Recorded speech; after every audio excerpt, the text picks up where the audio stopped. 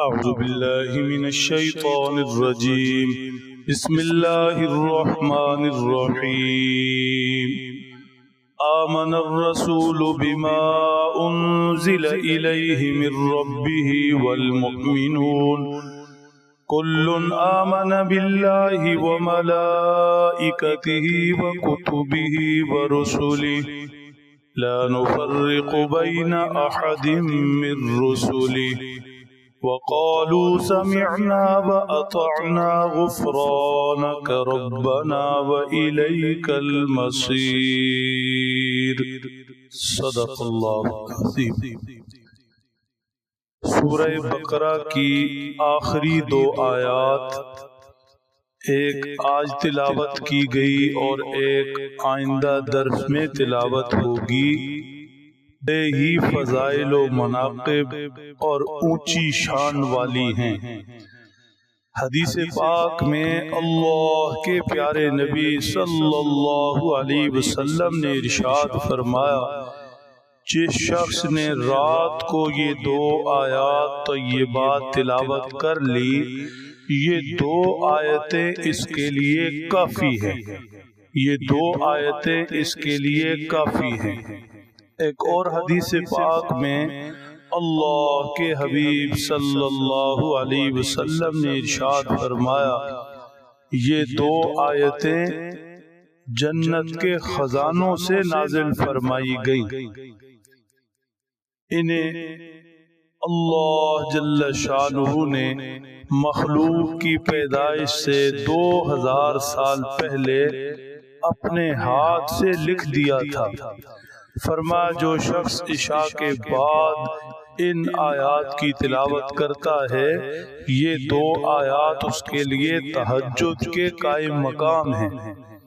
ایک حدیث پاک میں اللہ کے محبوب صلی اللہ علیہ وسلم نے ارشاد فرمایا، ان دو آیات کو اللہ نے اس خزانے سے نازل فرمایا جو عرش کے نیچے ہے، لہذا ان دو آیتوں کو سیکھو، عورتوں اور بچوں کو سکھلاؤ. اب آئیے ان دو آیات کے مضمون کی طرف. صحابہ کرام رضی اللہ تعالی عنہم اجمعین نے اس سے پہلے والی آیت مبارکہ سنی جس میں ارشاد فرمایا گیا تھا، ان تبدوا ما فی انفسکم او تخفوا یحاسبکم بہ اللہ. جو باتیں ظاہر کرو یا جی میں چھپاؤ، دل میں چھپے خیالات پر بھی اللہ محاسبہ فرمائیں گے. تو صحابہ کرام ڈر گئے. دل کے اندر اب جو باتیں آتی ہیں، جو خیالات آتے ہیں، انہیں کیسے روکا جائے گا؟ اس سے تو معاملہ سنگین ہو جائے گا اور مشکل ہو جائے گا. صحابہ کرام نے اپنا یہ اشکال اور اپنا یہ ڈر حضور پاک صلی اللہ علیہ وسلم کی خدمت میں عرض کیا، تو آپ علیہ السلام نے صحابہ سے فرمایا، قولوا سمعنا واطعنا غفرانک ربنا والیک المصیر. جب بھی کوئی ایسا خوف اور خدشہ ہو کہ اللہ ہمارے دل کے ارادوں، چھپے ہوئے خیالات پر مواخذہ نہ فرمائیں، تو فوراً خم ٹھوک کر کہو، اپنے آپ کو پیش کر کے کہو، سمعنا و اطعنا.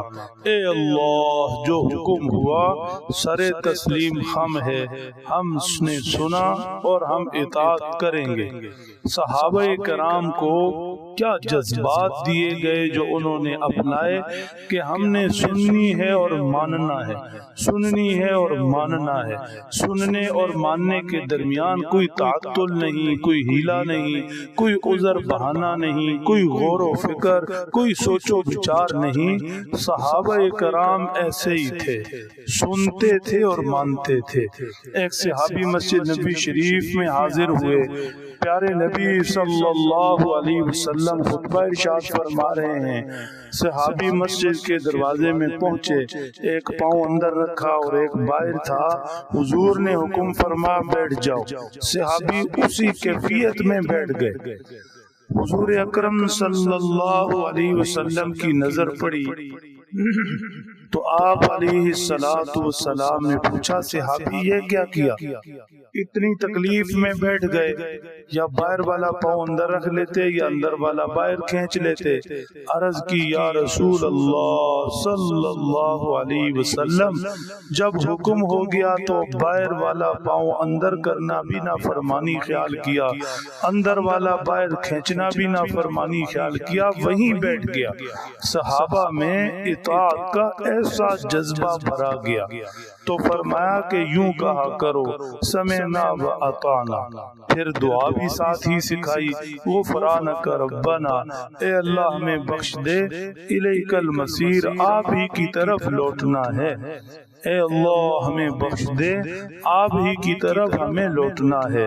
صحابہ کے یہ جذبات اور ان کی یہ دعائیں آج امت میں آ جائیں تو بات ہی بن جائے، وہ ایمانی کیفیات اور حلاوت ہمیں نصیب ہو جائے۔ بہرحال اللہ جل شانہ کو حضور کا یہ فرمانا اور صحابہ کا یہ کہنا سمعنا و اطعنا غفرانک ربنا و الیک المصیر اس قدر پسند آیا کہ اسے قرآن کا حصہ بنا کر اتار دیا۔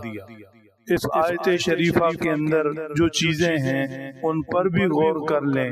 پہلے جملے میں ارشاد فرمایا آمن الرسول بما انزل الیہ من ربہ والمؤمنون کل آمن باللہ وملائکتہ وکتبہ ورسلہ لا نفرق بین احد من رسلہ۔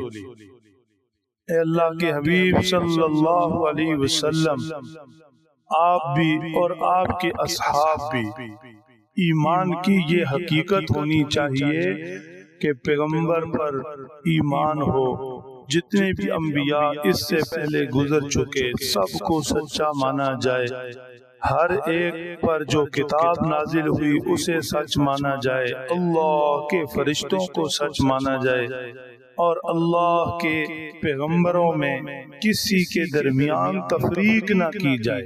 تفریق کا مطلب ماننے سے ہے کہ کسی کو تو مانتے ہیں اور کسی کو نہیں، باقی رہی ان کی آپس میں فضیلتوں کے اندر فرق، وہ تو ہے ہی، تلک الرسل فضلنا بعضهم علی بعض، ان فضیلتوں کو اور اس فرق کو تسلیم کرنا وہ تو اللہ کی تقسیم کو تسلیم کرنا ہے، لیکن اس فرق اور فضیلتوں کو سامنے رکھ کر کسی کی بے ادبی بھی روا نہیں۔ اور یہاں جو ارشاد فرمایا کہ فرق نہیں کرنا تو ایمان لانے میں کسی پر ایمان اور کسی پر ایمان نہ لانا ایسا نہیں، سب پر ایمان ضروری ہے۔